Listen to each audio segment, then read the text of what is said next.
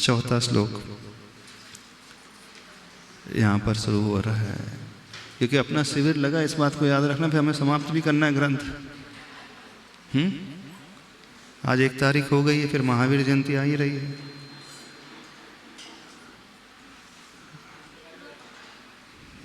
चौथा श्लोक का उच्चारण करें। अब यहाँ पर जिनवर के गुण का वर्णन कर रहे हैं। मोहक्षयादनुभवन्नपि नाथ मर्त्यो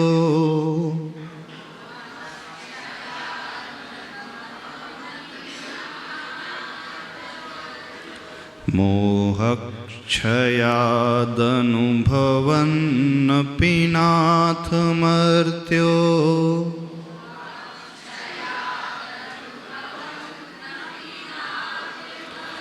नूनं गुणान् गणयितुं न तव क्षमेत।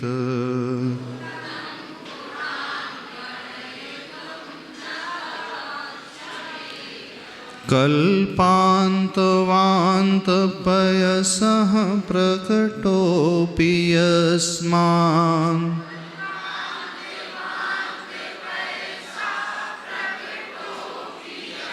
मीयेत केन जलधेर्ननु रत्नराशिः।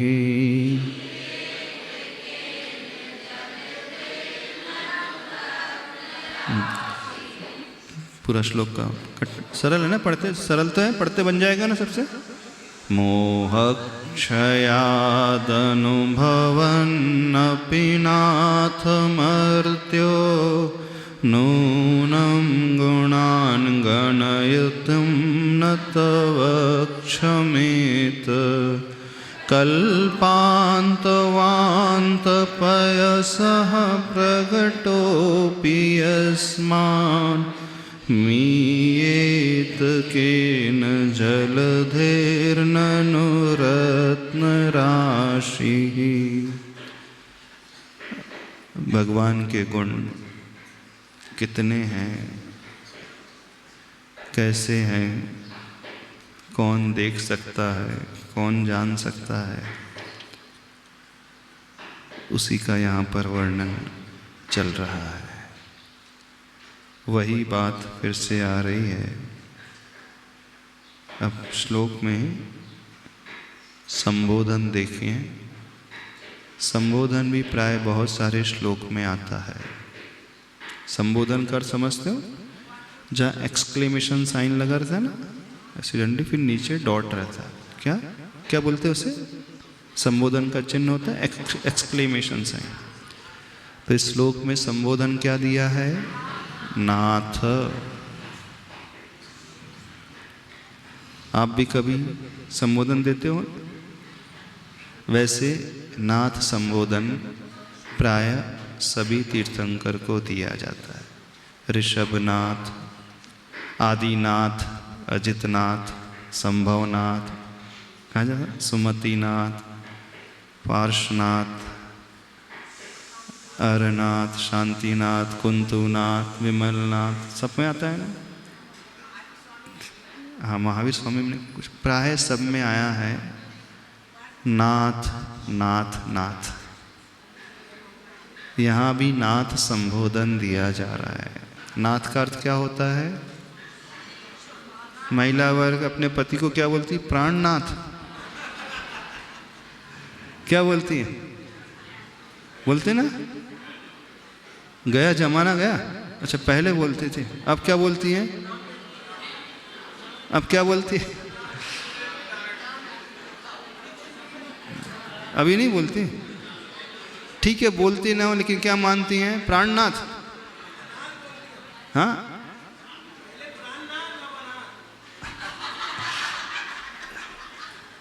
नाथ का अर्थ क्या होता है पता है? स्वामी अर्थात रक्षक। नाथ के पास आते ही व्यक्ति निश्चिंत हो जाता है, शरणाभूत हो जाता है, नाथ होता है आश्रयदाता, है ना। संबोधन का भी बहुत महत्व होता है। जब भी तीर्थंकर के साथ नाम के साथ नाथ लगाया जाता है, कोई यदि शांति से बैठ कर के ये कहे पार्श्वनाथ और सोचना शुरू कर दे, तो अपने आप ही वो निश्चिंत होता चला जाएगा। उसकी सारी चिंताएं जो हैं छूटते चले जाती है। जैसे एक छोटा सा बालक है, माँ की गोद में आ जाता है तो कैसे निश्चिंत हो जाता है, हाँ, कैसा निश्चिंत हो जाता है। भले ही वो नाथ शब्द कहे ना मुख से, लेकिन उसे पता है कि मैं ऐसे स्थान में आ गया हूँ, अब मुझे कोई चिंता नहीं करना है, मेरी सुरक्षा हो जाएगी। जो जो मुझे चाहिए वो सारी ज़रूरतें अपने आप पूर्ण हो जाएगी। भले ही आसपास का माहौल कैसा भी क्यों ना हो, वहाँ परिस्थिति प्रतिकूल भी क्यों ना हो, लेकिन वो बालक निश्चिंत हो जाता है। होता है ना। माँ, उसे पता है माँ स्वयं भले ही भूखे रहे, पर पहले मुझे खिलाएगी, पहले मुझे देगी, पहले मेरी व्यवस्था करेगी। ऐसे ही जो भक्ति जब हम करते हैं, अथवा भक्ति करने वाला प्रभु को जब नाथ संबोधन करता है, तो वो अंदर से क्या भाव आने वाला हो जाता है, अब मैं ऐसे जगह स्थान में आ गया हूँ, निश्चिंत, टेंशन फ्री। अब सारी चिंता किसकी, सारी चिंता किसकी, भगवान की। बिल्कुल वैसे ही होना चाहिए। चिंता भगवान को देना शुरू करो, भगवान को टेंशन देना शुरू करो। सही बता रहे हैं।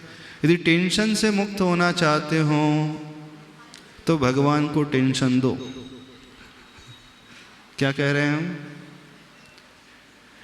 निश्चिंत होना चाहते हो तो भगवान को चिंता दो। एक बात बताएं, वो बालक क्यों निश्चिंत हो जाता है मां के पास आकर के? कारण क्या है इसके पीछे? क्यों निश्चिंत हो जाता है? चिंता मां करती है। क्यों वो मां उसकी चिंता करती है? वही बालक दूसरी महिला के पास जाकर के निश्चिंत नहीं होता। होता है?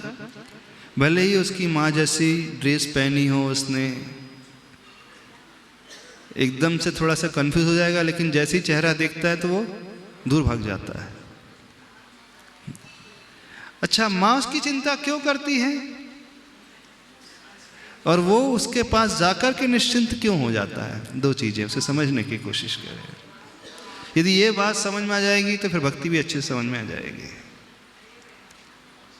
माँ इसलिए चिंता करती है कि बालक, खैर उसने जन्म दिया वो तो ठीक है, लेकिन वो बालक पूर्ण रूप से समर्पित हो जाता है। उसे पता है माँ जहर भी देती है तो वो खा लेगा कि नहीं? खा लेगा कि नहीं? कि हिसाब किताब करेगा, कहीं जहर तो नहीं है, चेक कराएगा, पहले टेस्ट करेगा, जहर तो नहीं दे दी माँ ने। माँ उसे जहर भी पिलाएगी तो पी जाएगा, क्योंकि इतना समर्पण उसका है, इतना विश्वास माँ पर है कि माँ मेरा कभी अहित नहीं सोच सकती, कभी अहित नहीं कर सकती, हमेशा मेरे हित के लिए ही करेगी। तो उस बालक का, छोटे से बालक का इतना गहरा विश्वास हो जाता है उस माँ पर। जब माँ देखती है कितना इसका विश्वास मुझ पर है, तो सारी चिंता को स्वयं ओढ़ लेती है। स्वयं प्रतिकूलता में रह जाएगी, लेकिन उसके लिए अनुकूलता बनाने की कोशिश करती है। तो यदि हम चाहते हैं कि भगवान हमारे टेंशन ले ले, कितने लोग चाहते हैं आपके टेंशन भगवान ले ले? चाहो तो सही, हम बता रहे, रास्ता बता रहे हैं।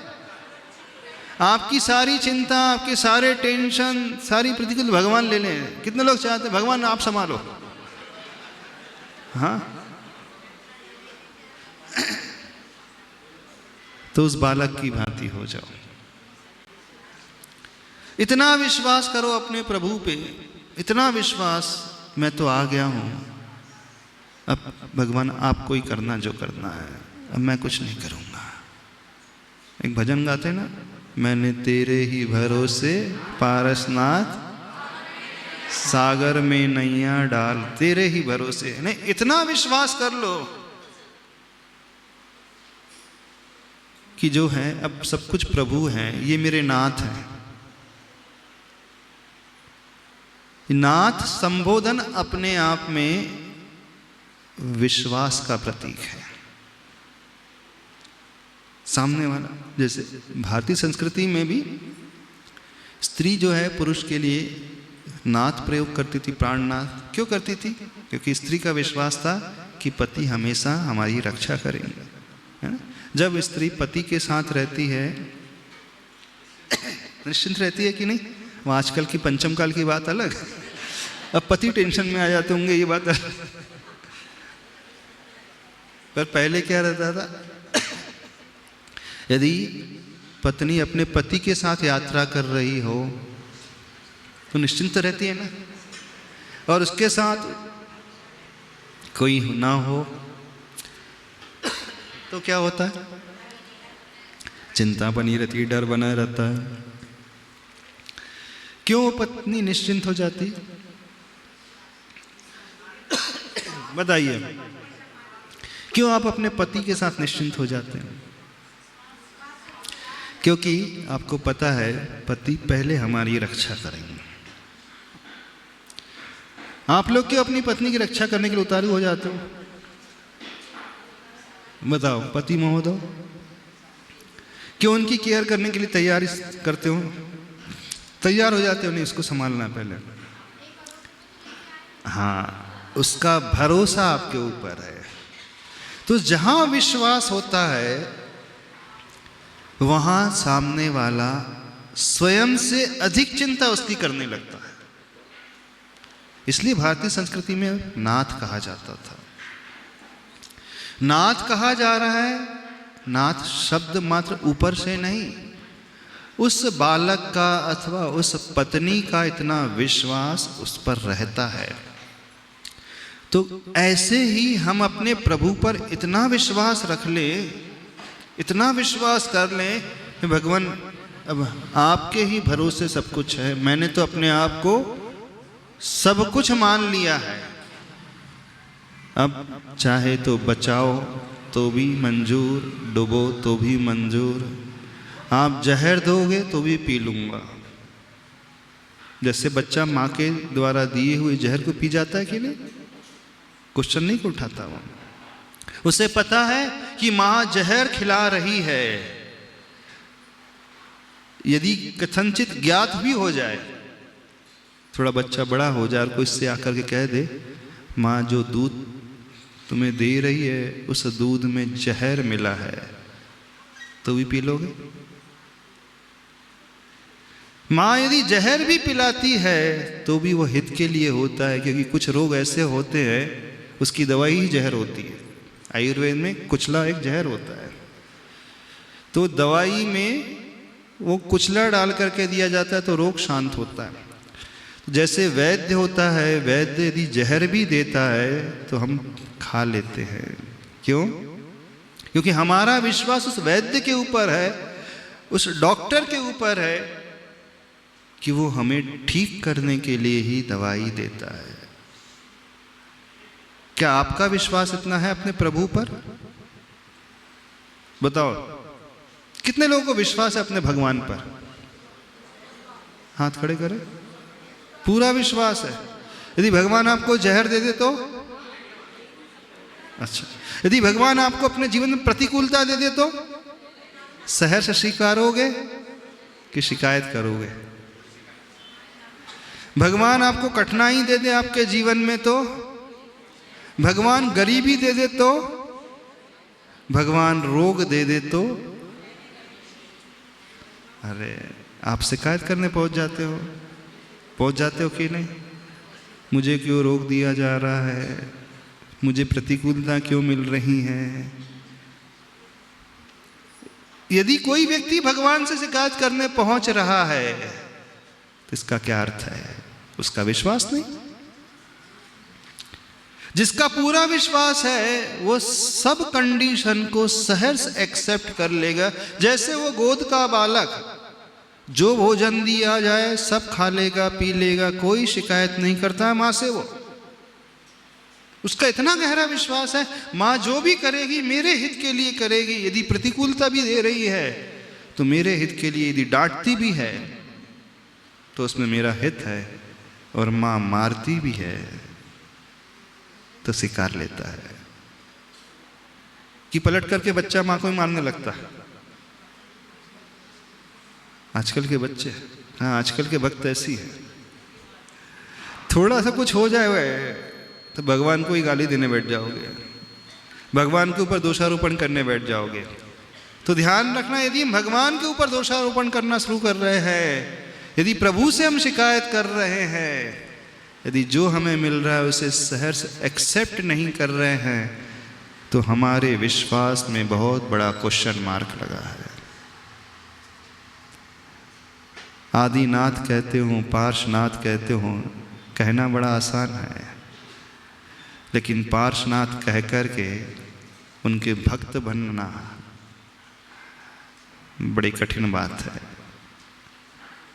सारी दुनिया सिर्फ कहती है पार्श्वनाथ, सिर्फ कहती है पार्श्वनाथ, लेकिन जब कहती है वे मेरे नाथ हैं तो उसके योग्य विश्वास क्यों नहीं लाती? सबको भगवान पर विश्वास है ना। भगवान करुणा निधान है कि नहीं? करुणावान है कि नहीं भगवान? तो जो हमें देंगे हमारे हित के लिए देंगे कि नहीं? यदि हमें जीवन में प्रतिकूलता मिल रही तो हित है कि अहित है? हमारा हित है ना। कौन सा हित है? जो पूर्व में हमने ऐसे खोटे कर्म किए थे ना, इसलिए भगवान हमें प्रतिकूलता दे रहे हैं। तुम बहुत ऊधम करते थे, बहुत मस्ती करते थे, इसलिए ये परिस्थिति आपके साथ निर्मित कर रहे हैं, अब उसे भोगो। लेकिन जैसे ही जीवन में कठिनाई आती है, आप भगवान से शिकायत करना शुरू कर देते हो, रोना शुरू कर देते हो, मुझे ऐसा क्यों दिया जा रहा है। इसका अर्थ है कि भगवान के ऊपर पूरा विश्वास नहीं है। भक्ति में पूर्ण विश्वास की आवश्यकता है। कितने लोग पार्श्वनाथ कहते हैं? सभी लोग पार्श्वनाथ कहते हैं, लेकिन नाथ मानते हो उन्हें? नहीं मानते। अंदर से कोई नहीं मानता। तभी तक वे नाथ है जब सब अच्छा होते रहे। तभी तक भगवान भगवान है ना। जब सब अच्छे दिन आते रहे, बढ़िया बढ़िया चलते रहे, तब तक वे भगवान है। और जैसे ही कुछ गड़बड़ हो, अब आप कहाँ जाओगे? अरे बहुत कुछ देख लिया भगवान का अभिषेक करके, बहुत पार्श्वनाथ चालीसा पढ़ लिया, नरेंद्रम फणींद्रम कौन सी है? पार्श्वनाथ स्तोत्र भी है ना, नरेंद्रम फणींद्रम पढ़ लिया, पार्श्वनाथ भगवान की पूजा कर ली, कल्याण मंत्र भी पढ़ लिया। इतने साल से पढ़ तो रहे हैं, फिर भी कुछ नहीं हो रहा है। चलो अब दूसरे भगवान को ट्राई करके आते हैं। क्या होता है? दूसरे भगवान के पास जाकर के आते हैं, थोड़ा सा ट्राई करके आते हैं, कुछ हो सकता है वहां से काम बन जाए। होता है कि नहीं? इनके ऊपर श्रद्धा थोड़ी सी डावाडोल होने लगती है कि नहीं? कई बैठे हैं, कई बैठे हैं यहां, जब दिन नहीं पलट रहे हों, किस किस के चक्कर लगा लेते हो, कहाँ कहाँ एप्लीकेशन लगा देते हो। ट्राई करने में क्या हार्ज है? हो सकता है यहां से कुछ हो जाए। ये भाव पैदा होता है कि नहीं? कितने लोग ऐसे हैं जिनके जीवन में कठिनाई है और ये भाव पैदा नहीं हुआ अभी तक। कहीं और भी ढोक देख करके आते हैं, शनि महाराज को तेल चढ़ा करके आते हैं, अथवा लड्डू चढ़ा करके आते हैं, अथवा क्या करके आते हैं, आप जानो हमारे विश्वास की कमी।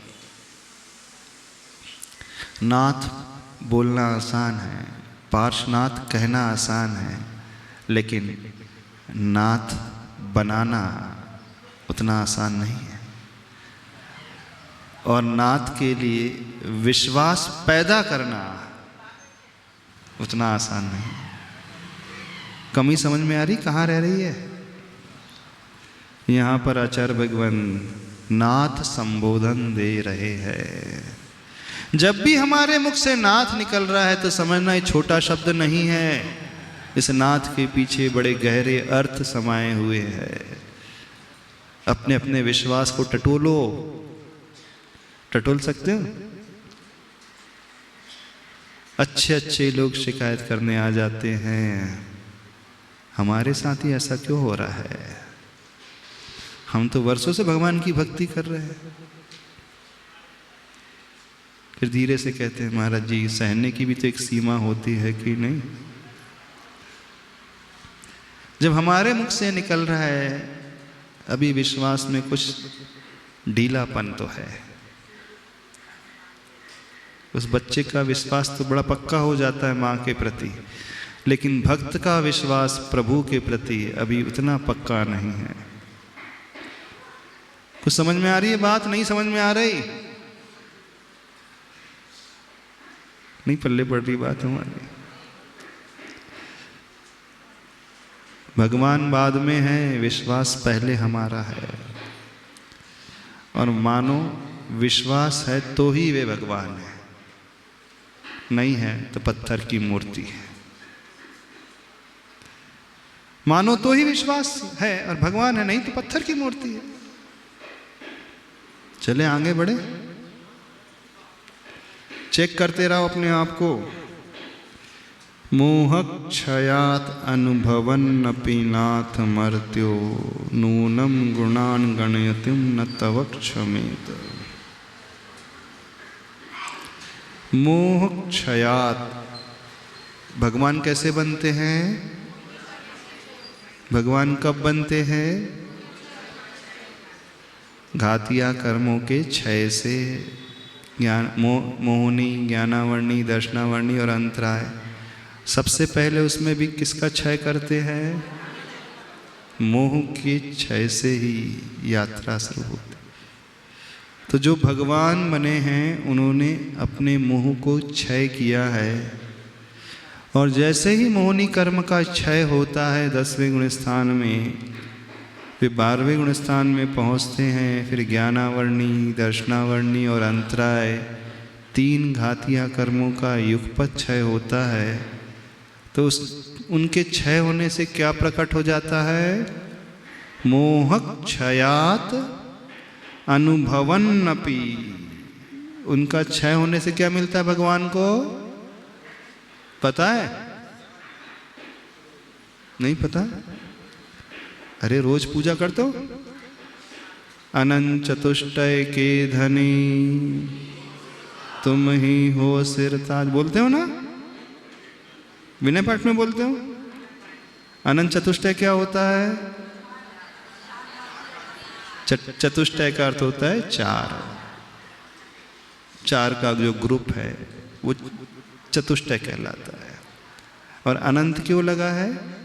क्योंकि जो प्राप्त होती हैं 4 चीजें वो अनंत क्वालिटीज को अथवा अनंतता को लिए हुए होती हैं। तो कौन से चतुष्टय में क्या क्या आता है? 4 चीजें कौन कौन सी होती हैं? ज्ञान, दर्शन, सुख और शक्ति अथवा वीर। तो अनंत ज्ञान अर्थात अनंत केवल ज्ञान, अनंत केवल दर्शन, अनंत सुख और अनंत शक्ति। तो जैसे ही उन्होंने मोहनी कर्म को क्षय किया तो क्या अनुभव में आया? फिर उसके बाद 4 चतुष्टय प्रकट हो गए। तो सुख अनंत उन्हें मिल गया, शक्ति अनंत मिल गई, ज्ञान अनंत प्राप्त हो गया।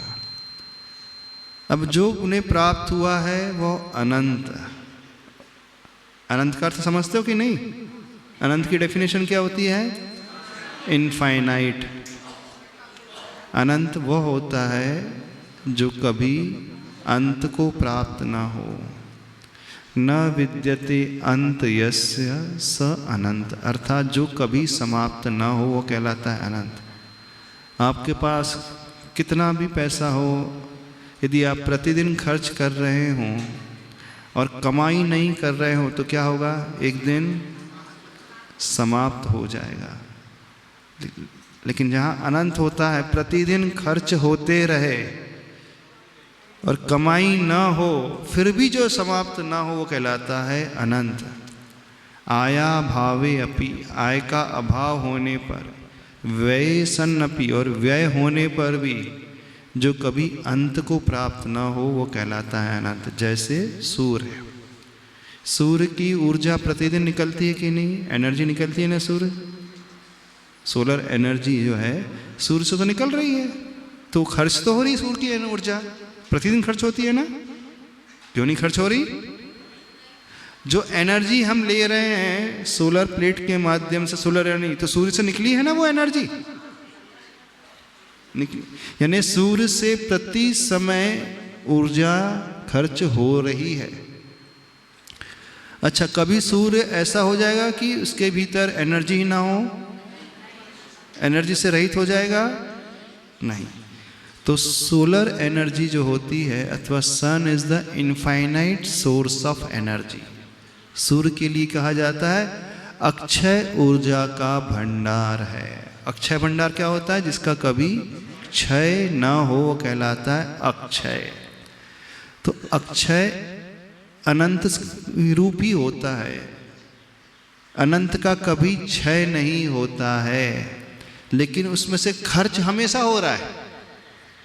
सूर्य की ऊर्जा हमेशा खर्च हो रही है, खर्च होने के बाद भी वो कभी समाप्त नहीं होगी। तो अनंत बिल्कुल ऐसा ही है जिसका कभी अंत नहीं होगा। अब प्रभु को अनंत सुख उत्पन्न हो गया तो वह उस सुख का अनुभव कर रहे हैं, कभी समाप्त नहीं होगा। टाइम भी अनंत और उसकी जो पोटेंसी है, क्वालिटी है, वो भी अनंत। संसारी जीव के साथ कैसा होता है? हमारा सुख कैसा है, आपका सुख कैसा है? थोड़ा सा है और समाप्त होने वाला है। क्वालिटी भी इंफीरियर है और समाप्त होने वाला है, अंत सहित। पर प्रभु का सुख अंत रहित और अनंत क्वालिटी वाला। तो हे प्रभु, आपने घातिया कर्म को के क्षय को करके क्या पाया है? जो अनंत चतुष्टय पाया है उसका अनुभव कर रहे हैं आप। तो मोह क्षयात अनुभवन्नपि मर्त्यो, मर्त्य कौन कहलाता है? जो मृत्यु लोक में पैदा होता है, अर्थात मनुष्य उसे कहा जाता है मर्त्य। तो जो मरने वाला है, नूनम निश्चय से गुणान गणयतुम, आपके गुणों की गणना करने में न तव क्षमेत, वह आपके गुण को गिनने में क्षमेत नहीं, अर्थात सामर्थ्यशाली नहीं होता है। क्या हम प्रभु के अनंत गुण को गिन सकते हैं? अनंत को गिनने के लिए हमारे पास अनंत ज्ञान चाहिए, चाहिए ना? अनंत शक्ति को पहचानने के लिए हमारे पास अनंत शक्ति चाहिए। अपन मनुष्य है, मनुष्य मर्त्य लोक में रहते हैं, मृत्यु लोक में रहते हैं। मनुष्य मरण स्वभाव वाले हैं। मनुष्य के पास जो भी है सब नाशवान है, समाप्त होने वाला है। तो अपनी क्षमता बड़ी तुच्छ छोटी सी, और भगवान के गुण अनंत। तो अनंत गुण जहाँ प्रकट हो गए, एक सामान्य मनुष्य जो मरने के स्वभाव वाला है वो गिन सकता है? नहीं गिन सकता है। तो यहाँ प्रभु के उन गुणों की संख्या और क्वालिटी के बारे में बताया जा रहा है। और अपने स्वयं की अक्षमता के बारे में बताया जा रहा है। फिर नीचे के 2 चरण हैं, उसमें उदाहरण के माध्यम से बात रखी जा रही है। कल्पांत वांत पयसः प्रकटोपि यस्मान मीयेत केन जलधेर ननुरत्न राशि। जलधि का अर्थ होता है समुद्र। जब कल्पांत काल आता है ना, अर्थात प्रलय काल आता है, तो प्रलय काल में सब उथल पुथल हो जाता है। जैसे सुनामी आई थी ना बीच में, सुनामी में क्या हुआ था, समुद्र की लहरें 30-30 मीटर ऊपर पहुंच गई थी। पानी जो है समुद्र की सीमा का उल्लंघन करके पूरे शहरों में भरने लगा था। बड़ी बड़ी कारें जो हैं उसमें खिलौने जैसी बह रही थी। बड़े बड़े मकान जो है ढह गए थे। सब कुछ बहने लगा था। तो कल्पांत काल का अर्थ होता है प्रलय काल। तो कल्पांत वांत पयसः, वांत का अर्थ होता है उल्टी, वोमिट कर देना। जब प्रलय काल आता है तो समुद्र जो है अपनी जो जल राशि को बांध करके रखता था वो निकाल देता है, ने अपनी मर्यादाओं को तोड़ देता है। समुद्र जब तक मर्यादा में रहता है तभी तक हम सुरक्षित रह सकते हैं। थोड़ी सी मर्यादा तोड़ी उसने तो सब कुछ ढह जाएगा। अभी 2 दिन पहले कहीं भूकंप आया था ना, थाईलैंड में भूकंप आया था। कितने समय के लिए आया था भूकंप? कितने सेकंड्स के लिए आया था? 7.7 रिक्टर स्केल पे तो आया था, पर ड्यूरेशन कितनी थी उसकी? कितनी देर तक आया था? 2 मिनट, कुछ समय के लिए, 2-4 मिनट के लिए। यानी 2-4 मिनट के लिए पृथ्वी ने अपनी मर्यादा तोड़ी तो बड़ी बड़ी बिल्डिंग जो है सेकंड्स में धू धू करके नीचे आ गई। प्रलय काल जब आएगा, षष्टम काल का जब अंत होगा, तो हर जगह से मर्यादा टूट जाएंगी। समुद्र की मर्यादा, पृथ्वी की मर्यादा, हवा की मर्यादा, जल की मर्यादा, ने पृथ्वी, जल, अग्नि, आकाश, सब मर्यादा चुप टूट जाएंगी। जब एक थोड़ी सी मर्यादा तोड़ता है तो बड़े बड़े शहर मिनट्स में स्वाहा हो जाते हैं। थोड़ा सा झटका देना है, भूकंप में थोड़ा सा हिलना है पृथ्वी को। आपकी बड़ी बड़ी रचनाएं जो हैं कुछ नहीं कर पाएंगे अपन, कोई कुछ नहीं कर पाएगा। जब प्राकृतिक आपदाएं आती हैं, अच्छे अच्छे लोग कुछ नहीं कर पाते हैं। छठवें काल के अंत में, प्रलय काल में यही स्थिति होगी। जितनी भी प्रकृति में जो भी है, चाहे पृथ्वी हो, जल हो, अग्नि हो, वायु हो, सब अपनी मर्यादा तोड़ देंगे। तो आंधी बहेगी, मूसलाधार बारिश होगी, एसिड रेन होगी, समुद्र सीमाओं का उल्लंघन करके पूरी जगह बहने लगेगा और पृथ्वी हिलने लगेगी। तो अपने आप जो है रचना संसार की सब जीरो में आ जाएगी। और ज़्यादा टाइम नहीं लगता है, मिनट्स में सब हो जाता है। तो वहाँ तो 49 दिन तक होने वाली स्थिति है वो। जब ये काल खत्म होगा तो 49 डेज तक लगातार प्राकृतिक आपदाएं आते रहेंगी, तो कुछ नहीं बचेगा। तो यहाँ उदाहरण दिया जा रहा है कल्पांत, कल्पच काल जब अंत को प्राप्त हो जाता है तो वांत पयस, पयस का अर्थ होता है जल। किसका जल? जलधेर, समुद्र का जल पूरा उससे निकल करके शहरों में फैल जाएगा। और जब समुद्र में जो रत्न राशि होती हैं वो ऊपर आ जाएगी। अब इतने ही रत्न राशि, क्योंकि समुद्र का एक नाम क्या होता है? रत्नाकर। नाम सुना ना? समुद्र का एक नाम है रत्नाकर, रत्न का आकर। दुनिया में सबसे अधिक रत्न यदि कहीं है तो समुद्र में है। सबसे ज्यादा रत्न मिलेंगे, पृथ्वी से भी ज्यादा रत्न समुद्र में है कि नहीं? यदि समुद्र से गैस निकाल लें आज तो कितना ज्यादा हो जाएगा? आज ONGC जो है वो समुद्र से रत्न तो निकाल रहे हैं। समुद्र में जितनी वनस्पति हैं उतनी वनस्पति पृथ्वी में भी नहीं है। जितनी हरी समुद्र में रहती है उतनी पृथ्वी में भी नहीं है। अपने हमें लगता है कि चारों ओर पृथ्वी में बहुत सारी वनस्पतियां हैं, पर उससे कई गुना अधिक समुद्र में। समुद्र में जितना तेल है उतना कहीं पृथ्वी में भी नहीं है। समुद्र में तेल कहाँ से आता जानते हो?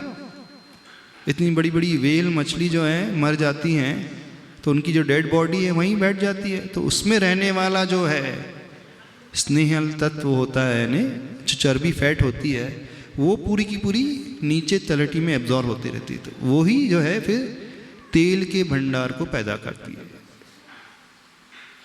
तेल कहाँ से आता है? पृथ्वी में, जमीन में, इन्हीं शरीर से जो त्रियंचों के हैं, मछली आदि के, और समुद्र में रहने वाले जो प्राणी हैं बड़े बड़े विशाल होते हैं। पृथ्वी में तो हाथी से बड़ा कोई नहीं है, लेकिन एक व्हेल मछली को देखो कितनी बड़ी हो जाती है, बड़ी बड़ी शिप को पलट सकती है। हाथी से कई गुना बड़ी होती है व्हेल मछली, देखा होगा आपने कभी, डिस्कवरी में देखा भी होगा ना। तो समुद्र की दुनिया ही एक अलग दुनिया है, वहाँ जीव जंतु भी अलग प्रकार के, वनस्पति भी अलग प्रकार के। समुद्र में फैट यानी तेल जितना, ऑयल जितना है उतना कहीं दुनिया में नहीं है।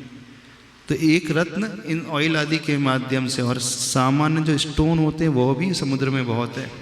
तो जब प्रलय काल आएगा तो समुद्र का जल उल्लंघन करके सीमा को बाहर फैल जाएगा और वो राशि रत्नों की है दिखने लगेगी। तो इतने अधिक रत्न हैं, इतने अधिक रत्न हैं, तो उन रत्नों को गिनने में कौन समर्थ है? कल्पांत वांत पयसः प्रकटोपि यस्मात् मीयेत, अर्थात उनकी गिनती किन कौन कर सकता है, अर्थात कोई भी नहीं कर सकता। ये उदाहरण दिया है, किसके लिए उदाहरण दिया है? प्रभु के गुणों के लिए उदाहरण दिया है। तो जैसे ही प्रभु की मोहनी आदि कर्मों का क्षय होता है तो वो समस्त गुण जो हैं, अनंत गुण एकदम प्रकट हो जाते हैं। कैसे प्रकट हो जाते हैं? जैसे वो जल फैल जाता है, रत्न प्रकट हो जाते हैं। तो क्या समुद्र के रत्नों को गिना जा सकता है? नहीं। ऐसे ही प्रभु के गुणों को गिनना मनुष्य के वश की बात नहीं है। किसके लिए कहा जा रहा है? प्रभु के लिए भी और आचार्य भगवान स्वयं के लिए भी। जिन भगवान की हम स्तुति कर रहे हैं, प्रभु की पूजा कर रहे हैं, भक्ति कर रहे हैं, उनके गुण इतने अधिक हैं कि सामान्य तो छोड़ दें, आचार्य भगवान भी नहीं गिन सकते हैं। इससे क्या बताया जा रहा है? प्रभु की महानता। जब हमें महानता ज्ञात होगी तो हमारा झुकाव विशेष रूप से होगा।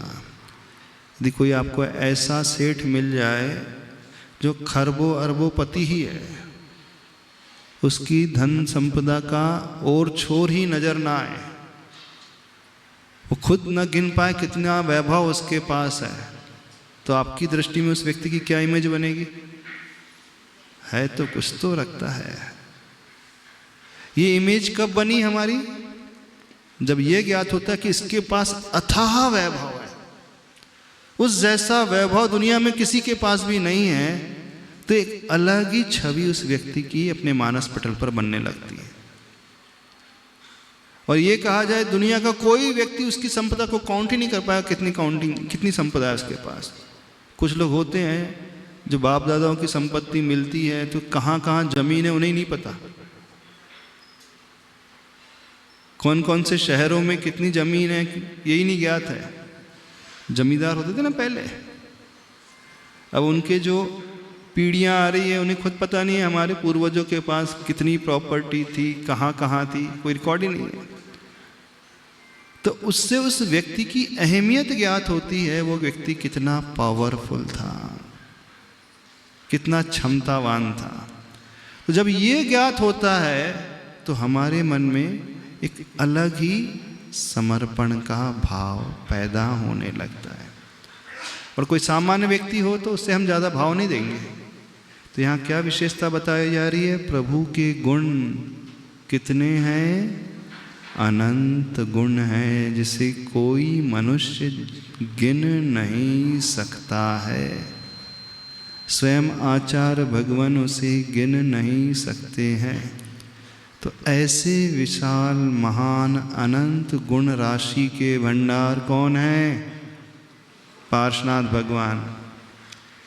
तब हमारे मन में वो अहोभाव पैदा होगा। आप तो अपने भगवान को कैसा समझते हैं? मानते हो उनके भीतर इतने गुण हैं? वो आपने तो जो देख लिया बस इतना ही है क्या? भगवान तो ठीक है। और आपकी दृष्टि क्या है? अरे हमारे भगवान के पास तो कुछ है नहीं, वे स्वयं वीतरागी हैं। स्वयं वीतरागी है तो हमें क्या करेंगे, वो क्या देंगे? भगवान स्वयं कुछ रखे नहीं अपने पास, जिनके तन में वस्त्र नहीं है, तो इनकी पूजा से क्या होगा? तो उनकी करो जिनके पास कुछ है। कुछ लोग ऐसे कहते हैं ना, वीतरागी प्रभु के पास न सोना है, न चांदी है, न वस्त्र है, न महल है, कुछ भी तो नहीं है, दिगंबर है। जिनके पास रंच मात्र भी कुछ नहीं है, तो वो क्या हमें देंगे? वे ये कहते हैं इसलिए कुछ चाहिए तो उनकी पूजा करो जिनके पास कुछ है। तो उन लोगों से कहना है, उन्होंने अभी भगवान के स्वरूप को समझा ही नहीं। भगवान के पास क्या है? जो इनके पास है वो दुनिया में कहीं नहीं है, और जो इनके पास नहीं है वो भी दुनिया में कहीं नहीं है। क्या कहा? जो इनके पास है वो दुनिया में कहीं नहीं है, और जो इनके पास नहीं है, यदि कोई वैभव आप मानते हैं दुनिया इनके पास नहीं है, तो दुनिया में वो वैभव भी कहीं नहीं रहेगा। अच्छी बात को लेकर के कह रहे हैं, बुरी बात को नहीं समझना, नहीं तो आप उल्टा लगा लो। जो वैभव प्रभु के पास है, जो गुण प्रभु के पास है, वो दुनिया में किसी देवी देवता के पास नहीं है। और यदि आप कहो कि हमारे वीतरागी भगवान के पास ये वैभव नहीं है, यदि वो वैभव यहाँ नहीं तो दुनिया में भी कहीं भी नहीं मिलेगा। कुल मिलाकर के जो मिलेगा वो यही मिलने वाला है। इतने गुणों के भंडार यदि कोई है तो ये ही भगवान है, यही पार्श्व प्रभु हैं। जब ये भाव हमारे हृदय में पैदा होगा तो हमारा झुकना अंदर से होगा। इसलिए यहाँ पे कहा जा रहा है प्रभु के गुण अपरंपार हैं। तो इससे उनकी वैल्यू पता चल रही है, गुणों का भंडार ज्ञात हो रहा है। और जब ये ज्ञात हो जाता है तो हमारा झुकना अंतरंग से हो जाएगा, विशेष रूप से होगा, क्योंकि हम सामान्य व्यक्ति के आगे नहीं झुक रहे हैं, उस महान व्यक्ति के आगे झुक रहे हैं जो अनंत संपदा को लिए हुए बैठे हैं। कुछ समझ में आ रहा है? नहीं समझ में आ रहा है? तो अपने भगवान को कैसा मानते हो आप लोग? छोटा मोटा कि बड़ा?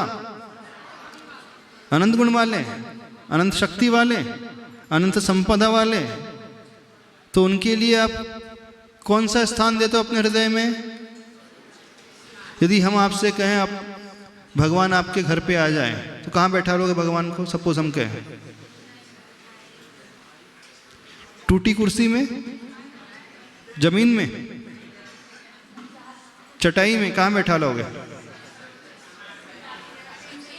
जो आपके घर में सबसे कीमती जगह होगी, कीमती वस्तु होगी, वो आसन दोगे कि टूटा फूटा आसन दोगे? बताओ। कितने लोग सबसे कीमती आसन अपने प्रभु को देंगे?